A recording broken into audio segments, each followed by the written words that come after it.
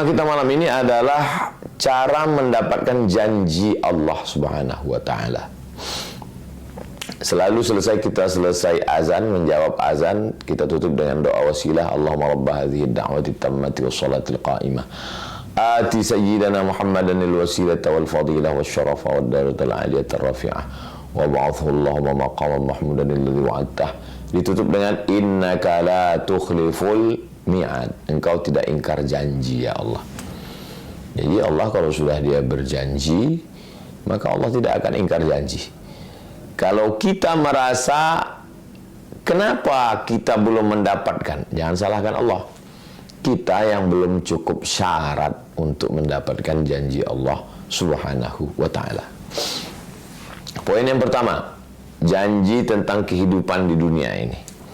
Kenapa Muslim itu miskin, susah, melarat, negara berkembang, negeri ketiga, negeri yang kumuh, berapalah yang maju, itu pun karena minyak. Adapun yang lainnya kalau sudah sebut negara Islam itu susah, perang dan lain sebagainya. Maka kita bisa kita lihat dalam surat An-Nahl ayat 97. A'udzubillahi minasyaitonirrajim.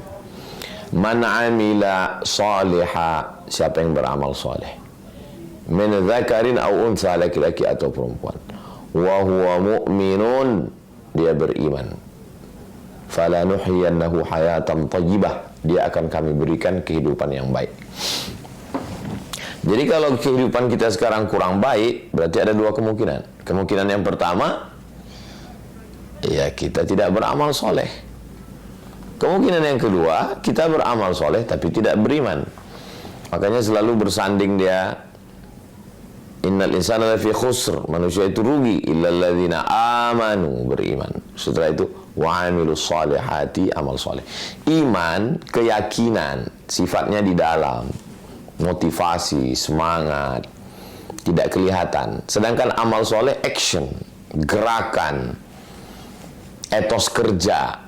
Ada orang yang etos kerjanya mantap, tapi dalamnya kosong. Akhirnya gaji yang didapatkan itu ya untuk foya-foya, mabuk, sakau, pacaran, seks bebas, LGBT. Akhirnya kesepian di dalam keramaian.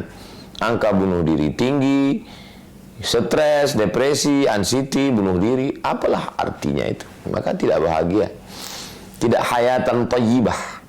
Mungkin negara maju, Amerika, Eropa, Jepang, Korea, tapi angka pembunuhan, nyetir sambil mabuk, kemudian hidup kesepian, atau kelihatannya beriman, masjidnya, sholatnya, jamaah hajinya, tapi susah. Kenapa? Karena tidak ada etos kerja. Nah ini jadi, saya jumpa dengan salah seorang diplomat kita yang kebetulan bekerja di KBRI, Kedutaan Besar Republik Indonesia di Kuba.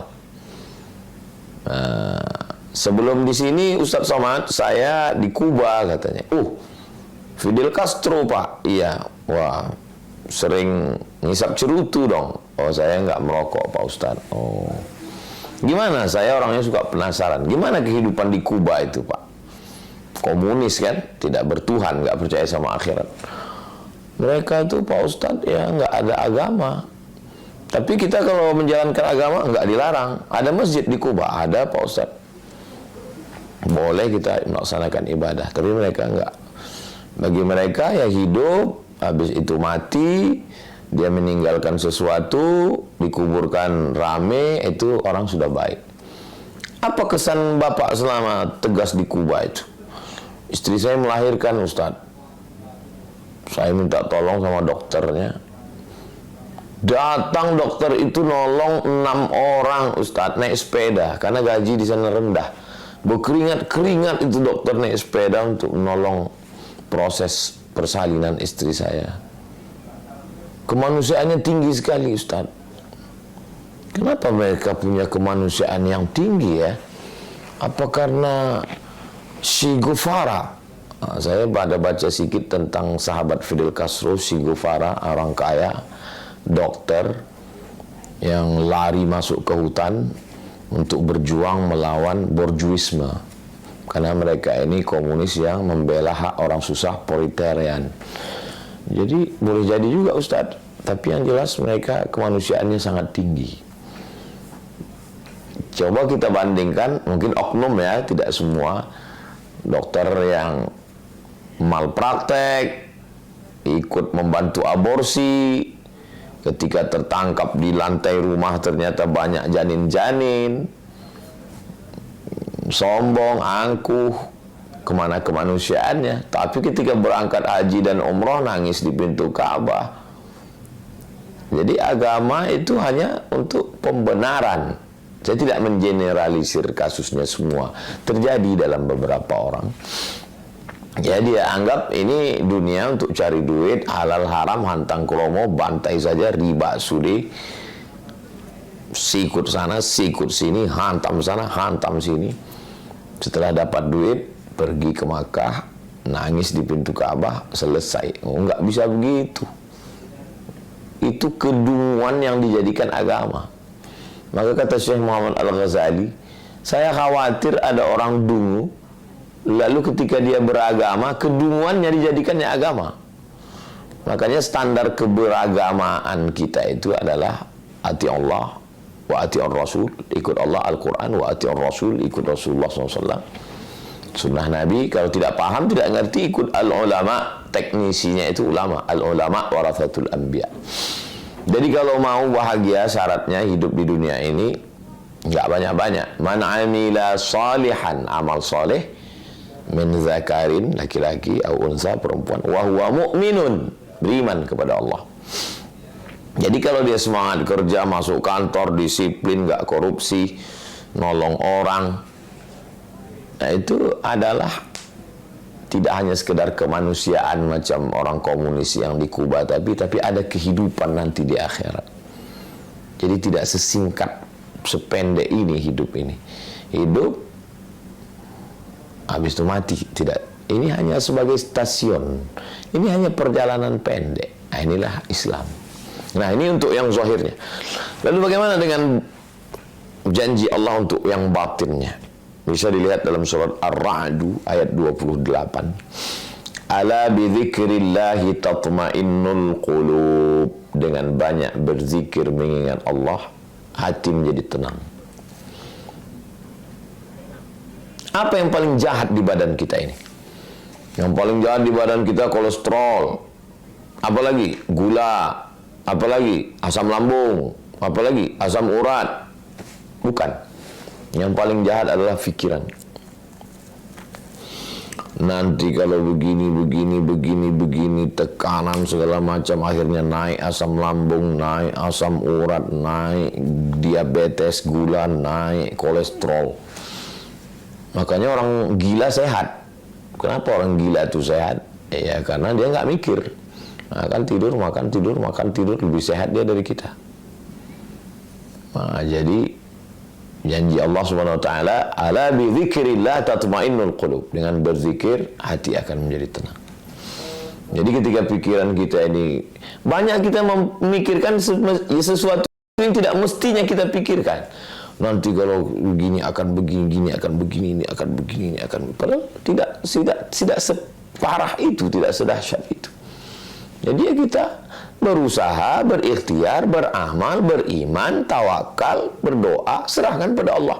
Habis itu, ala bidzikrillah, ingat Allah, subhanallah, subhanallah, alhamdulillah, alhamdulillah, subhanallah, alhamdulillah, la ilaha illallah, Allahu akbar, la ilaha illallah, la ilaha illallah, Allahumma salli ala sayyidina Muhammad. How you can stop your mind? Bagaimana Anda menghentikan pikiran Anda? Menghentikan pikiran nggak bisa. Tangan ini dihentikan, oke, bisa.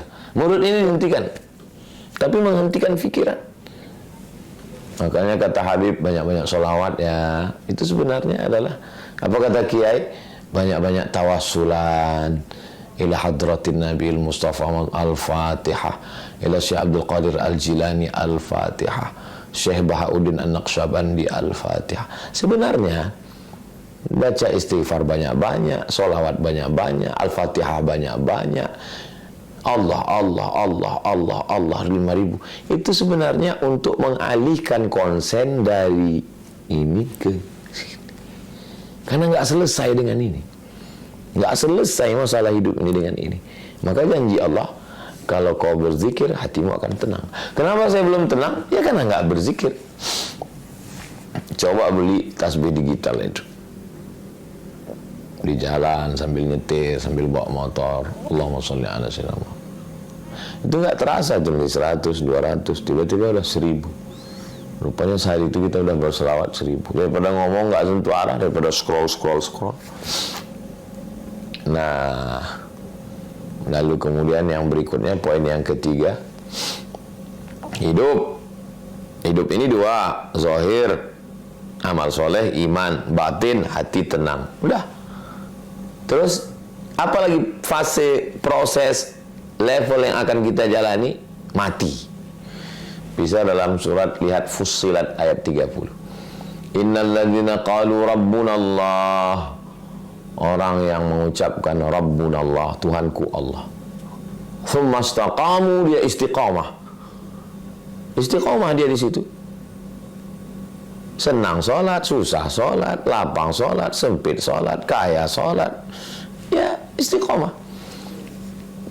Tatanazzalu alaihimul malaikah, turun malaikat. Waktu sakratul maut itu turun malaikat. Apa kata malaikat? Alla takhafu, jangan kau takut. Wala tahzanu, jangan kau sedih. Ini janji Allah ini.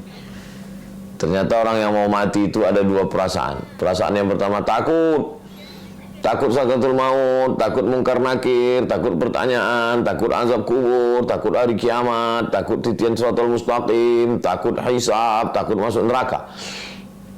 Janji Allah, kalau kau istiqamah, alla takhafu, jangan takut. Yang kedua, sedih. Sedih meninggalkan istri, sedih meninggalkan anak, sedih meninggalkan jamaah, sedih meninggalkan rumah, sedih meninggalkan mobil, motor, harta, kawan-kawan semua. Kata malaikat, wala tahzan. Setelah itu hilang takutnya, hilang sedihnya, ditanamkan kebahagiaan. Wa absyiru, berbahagialah. Wa absyiru bil jannati allati kuntum tu'adun. Berbahagialah engkau mendapatkan surga yang dijanjikan Allah Subhanahu wa taala. Ini janji Allah. Sebetulnya hidup kita itu kan nggak banyak, cuma 3 aja. Hidup sekarang di dunia, mau senang, mau bahagia, amal soleh, beriman. Kemudian hati tenang, zikir. Matinya husnul khatimah, istiqamah. Islam yang simple, jangan diribet-ribetkan, tapi jangan pula terlalu memudah-mudahkan. Sholat ditawar-tawar, ya tidak begitu. Udah selesai, terus masuk liang kubur. Alamnya alam kubur, atau disebut juga dengan alam barzakh. Apalah yang bisa kita usahakan? Apa janji Allah untuk kita di sana? Sekarang tahun 1446. Imam Syafi'i meninggal 204. Berarti dia sudah di sana lebih 1200 tahun. Imam Syafi'i itu meninggal umurnya 54. Lahir 150 di Gaza, Palestina. Meninggalnya di Mesir 204. Hidupnya cuma 54 tahun. Tapi di alam kuburnya sekarang sudah 1200 tahun lebih. Lalu selama 1200 tahun, kalau dibanding-banding, hidup cuma 54 tahun. Tapi di alam kubur 1200 tahun. Apa yang perlu kita siapkan? Setiap detik di dunia ini, tik, tik, tik, tik, tik, tik. Tidak pernah dunia ini kosong dari orang menyebut Syafi'i. Tik, tik, tik, tik. Syafi'i, Syafi'i, Syafi'i, Syafi'i, Syafi'i, Syafi'i. Ini sekarang nih, berapa orang yang menyebut qala al-Imam Syafi'i di Mesir, di Jawa, orang baca kitab Syafi'i. Maka kalau mau kita punya investasi yang tidak putus adalah ilmu pengetahuan. Ilman 'allamahu wa nasyarahu. Makanya jangan heran di zaman penjajahan, zaman sulit, zaman payah, kok Mbah Hashim punya pondok. Ini pondok Mbah Hashim, Tebu Ireng. Ini pondok Mbah Wahab, Tambak Beras. Ini pondok Mbah Bisri Sansuri. Ini pondok Darul Ulum.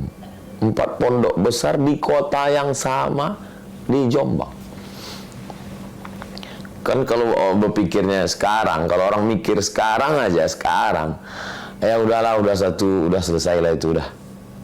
Zaman dulu, zaman penjajahan, susah.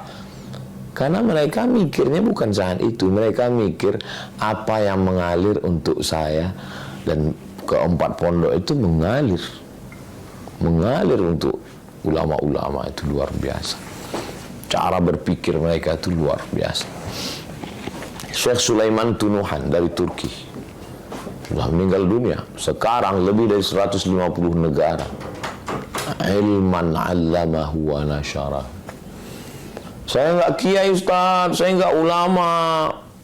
Ya, datang ke pondok, tanya, "Yai, berapa di sini anak yatim, fakir miskin, duafa yang bisa saya bayarkan uang sekolahnya setahun, 2 tahun, 3 tahun, 5 tahun?" Dia akan tamat, dia akan jadi kiai, dia akan jadi ulama, dia akan mengajar. Kita dapat amal jariahnya. Belikan beras, buatkan sumur bor, mengalir. Yang menyampaikan ini siapa? Nabi Muhammad SAW. Sahih hadisnya Ustaz. Sahih. Di mana? Dalam Sunan Ibni Majah. Ilman 'allamahu wa nasyara. Imam Hanafi, Imam Maliki, Imam Syafi'i, Imam Hanbali, Imam Ibnu Hajar Al-Asqalani, Imam An-Nawawi, Imam Jalaluddin Abdurrahman As-Suyuti. Berapa kitab-kitab mereka dibaca orang sana. Wa qala As-Suyuti, wa qala As-Suyuti, wa qala An-Nawawi fil Arba'in An-Nawawiyah, wa qala An-Nawawi fi Riyadhis Shalihin, wa qala An-Nawawi fi Al-Adhkar, wa qala An-Nawawi fi Rawdatul Talibin wa Umdatul Muftin, wa qala An-Nawawi, wa qala As-Suyuti. Semua pondok di Indonesia membaca kitab Al-Jalalain, Imam Jalaluddin Al-Mahalli, Imam Jalaluddin As-Suyuti, mengalir pahala. Maka jangan pernah bosan untuk mengajar. Saya subuh Rabu menyempatkan untuk baca Riyadhus Shalihin. Subuh Selasa, subuh Kamis, subuh Jumat. Kalau kebetulan pesawatnya berangkat jam 7, tapi kalau nggak terkejar, nggak bisa ngajar. Saya sempatkan untuk baca Riyadhus Shalihin, baca Jalalain, supaya nanti anak-anak santri ngajar ya sedikit banyak ngalir pahalanya. Ngajar Al-Fatihah. Maka setiap ceramah, mari kita tahsin perbaiki Al-Fatihah. A'udzubillahi minasyaitonir rajim. Kenapa Ustaz mengajarkan Al-Fatihah? Saya mau jadi guru ngaji, supaya ketika orang membaca Al-Fatihah, ya mengalir pahalanya. Lalu kemudian apa lagi kira-kira yang bisa kita dapat janji Allah supaya bahagia kita di alam kubur? Waladan salihan, anak yang soleh. Masukkan ke pondok, masukkan ke boarding school, masukkan ke IT. Nanti dia jadi polisi, jadi tentara, dia amar ma'ruf nahi munkar, dia akan doa Rabbi fili wali walidayya warahmuma kama rabbayani shaghira. Apalagi mushafan warathahu, mewakafkan mushaf. Memang trennya di kampung saya orang wakaf surat Yasin, kalau meninggal surat Yasin. Itu sebenarnya karena memang dulu susah untuk wakaf Quran. Makanya orang wakaf Yasin, pendek, murah. Maka kalau mampu wakaf tafsir, wakaf Quran, itu bagus sekali. Apalagi diberikan Allah SWT punya uang, masjidan banahu, bangun masjid. Ini pun masjid. Cobalah lihat raja-raja, sultan-sultan bangun masjid. Kenapa? Bung Karno, Masjid Istiqlal. Pak Harto, Masjid Muslim Pancasila. Masjid At-Tin Taman Mini. Ya namanya manusia tentu ada dosanya, terlepas dari. Tapi kita lihat uzkuru mahasina mautakum. Jenderal Yusuf, markas Islami di Makassar. Jadi mereka ini ingin meninggalkan legasi sesuatu. Apalagi yang bisa menolong kita? Baitan libni sabil. Kalau dulu Ibnu Sabil itu putus belanja musafir, kita bangunkan rumah gratis musafir. Sekarang pun bisa juga. Berapa banyak orang musafir nggak tahu mau nginap di mana. Tapi kalau yang paling efektif untuk sekarang, kita bangunkan satu, yang punya kos-kosan. Punya kos-kosan 100 pintu. 3 pintu untuk anak yatim, fakir, miskin, duafa, berprestasi. Cerdas anak ini, di pondok hafal Quran, tapi bapaknya susah, nggak ada uang. Di kampus dia gratis memang. Makanya banyak yang tinggal di masjid, jadi imam, mulia, berakhlak, mereka mujahid luar biasa. Tapi berapa masjid yang sanggup nampung? Kadang diusir. Saya kasihan dengan adik-adik kita. Jadi yang kaya-kaya kalau dia punya itu bangunan untuk orang bisa belajar, luar biasa. Kemudian nahran ajrahu, mengalirkan sungai. Apa maksud mengalirkan sungai? Menyediakan persediaan air. Kalau tempat kita sekarang buat sumur bor. Siapa yang buat sumur bor di Gunung Kidul dulu? Itu kan yang membuat sumur bor di Gunung Kidul itu kan Romo Mangun, pendeta. Beliau membuat itu karena kemanusiaan. Lalu kemana orang Islam? Kenapa nggak buat sumur bor? Dengan buat berapalah modal sumur bor? Kalau di tempat saya buat sumur bor nggak sampai 5 juta.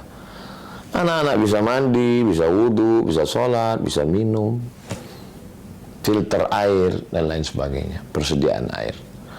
Kemudian shadaqatan akhrajaha fi sihhatihi wa hayatihi talhaquhu ba'da mauti. Sedekah yang kita berikan ketika kita masih hidup, masih sehat, maka itu mengalir sampai hari kiamat insyaallah. Itu beberapa sekelumit dari janji Allah Subhanahu wa taala kalau kita. Jadi yang saya sampaikan ini secara umum saja, dari mulai proses kehidupan sampai kepada qalbu, sampai kepada mati dan apa setelah mati. Setelah itu maka insya Allah kita akan mendapatkan kebaikannya. Iqra'ul Quran, bacalah Al-Quran. Fa innahu ya'ti yaumal qiyamah. Quran akan datang nanti pada hari kiamat. Syafi'an, memberikan pertolongan. Syafi' itu artinya genap. Witir ganjil. Saya sendiri ganjil. Sendiri datang saya ke Jakarta, datang ke Pontianak sendiri ganjil. Tapi kalau saya datang Bang Alvin menemani saya, jadi genap. Bang Alvin ini genap itu Syafi'. Genap. Kalau udah ada genap berdua, apa kabar Bang Alvin? Sehat. Ayo Ustaz, saya bawa ke Munzalan. Ketemu Ustaz Lukman. Jadi Syafi' selalu diartikan penolong. Iya, kita sendiri datang penolong genap. Ya dia nolong kita. Siapa yang nolong kita? Yang menolong kita Al-Quran. Iqra'ul Quran, baca Al-Quran. Fa innahu ya'ti yaumal qiyamah. Quran akan datang pada hari kiamat. Syafi'an li ashabih, memberikan syafaat kepada orang-orang yang membacanya. Itu kalau kita laksanakan, maka insya Allah Allah tidak akan ingkar janji. Allah akan menunaikan janjinya. Maka insya Allah kita laksanakan ini. Kita hidup 1445 tahun setelah Nabi SAW. Bagaimana supaya dekat dengan dia? Munculkan rasa cinta dalam hati. Almar'u ma'aman ahab. Orang akan bersama dengan siapa yang dia cintai. Cinta kita kepada Nabi, sayang kita ke Nabi. Nah kita sama nanti dengan Nabi. Doakan Bapak Ibu, abang kakak adik, encik puan tuan, kawan, sahabat, jamaah semua, doakan supaya Ustaz Somad bisa dekat dengan Nabi Muhammad SAW. Dengan cara ikut ngaji, baca sirah, baca sejarah. Setelah itu muncul rasa rindu, rasa cinta, rasa sayang. Kalau sudah sayang, berkorban. Kalau sudah sayang, menjaga warisannya. Almar'u ma'aman ahab. orang akan bersama dengan siapa yang dia cintai. Itu janji Allah yang disampaikan oleh Rasulullah Shallallahu Alaihi Wasallam. Lalu kemudian kita dijanjikan, man qala la ilaha illallah Muhammadur Rasulullah dakhalal jannah. Siapa yang mengucapkan la ilaha illallah Muhammadur Rasulullah dakhalal jannah, maka kita istiqamah ini. Istri, la ilaha illallah Muhammadur Rasulullah. Suami, la ilaha illallah Muhammadur Rasulullah. Anak, la ilaha illallah Muhammadur Rasulullah. Mantu, la ilaha illallah. Cucu, la ilaha illallah Muhammadur Rasulullah. Aqidah, siapa yang mengucapkan la ilaha illallah Muhammadur Rasulullah dakhalal jannah, masuk surga. Janji Allah SWT. Masa iya la ilaha illallah Muhammadur Rasulullah masuk surga? Imam Ibnu Qayyim Al-Jauziyah ketika ditanya, apa iya Imam, siapa yang mengucapkan la ilaha illallah Muhammadur Rasulullah dapat kunci surga masuk? Ya, dapat kuncinya, cuman kuncinya belum ada giginya gitu. Kunci kalau nggak ada giginya ya nggak kebuka. Giginya itu apa? Ya ibadah. Kalau sudah la ilaha illallah Muhammadur Rasulullah, sholat. Kalau sudah la ilaha illallah Muhammadur Rasulullah, puasa, bayar zakat, haji dan umrah, berjihad. Jangan aniaya orang, jangan zolimi orang. Ini bukan mantra bim salah bim abrakadabra, la ilaha illallah Muhammadur Rasulullah, mabuk, la ilaha illallah Muhammadur Rasulullah, itu namanya munafik. Lain di mulut, lain di hati. Orang munafik di mana letaknya? Innal munafiqina fid darkil asfal. Orang munafik itu pada level terendah minan nar, dari api neraka. Fid darkil asfali minan nar. Ini neraka itu pintunya ke atas, apinya di bawah, yang paling panas keraknya di bawah. Itulah tempatnya orang yang lain di mulut, lain di bibir, lain di hati, lain cakap, lain perbuatan. Nah, jadi kita amalkan ajaran Islam ini, maka Allah Subhanahu wa taala memberikan janji kepada kita. Wasari'u ila maghfiratin min rabbikum wa jannatin 'arduha as-samawati wal ardu u'iddat lil muttaqin. Wasari'u, bersegeralah, cepat, jangan tunda. Ila maghfiratin, kepada ampunan Allah, taubat. Nantilah, nunggu tua dulu lah, nunggu pensiun lah, nunggu buat rumah lah, nunggu anak kuliah lah, enggak bisa gitu. Wasari'u, bersegera. Wasari'u ila maghfiratin min rabbikum wa jannatin, bersegera berlomba-lomba untuk dapatkan surga Allah. Arduhas samawati wal ard, luasnya seluas langit dan bumi. Untuk siapa? U'iddat lil muttaqin, yang dijanjikan Allah untuk orang-orang yang bertakwa. Takut zina bukan karena polisi, takut pacaran bukan karena ayah, takut selingkuh bukan karena suami, tapi takutnya karena Allah. Makanya di antara doa, Allahumma qsim lana min khasyiatik, tanamkan rasa takut dalam hati kami, ma yahulu bainana wa baina ma'asik. Dengan rasa takut itu membuat kami tidak jadi melakukan perbuatan maksiat. Niatnya ada tapi tak jadi.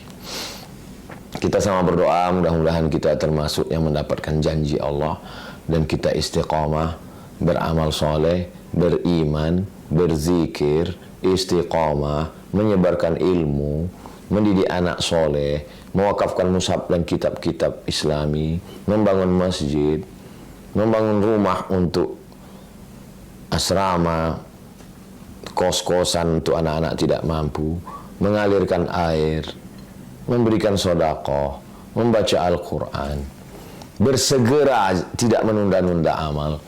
Mudah-mudahan kita termasuk orang yang minalladzina yastami'una al-qawla fayattabi'una ahsanah.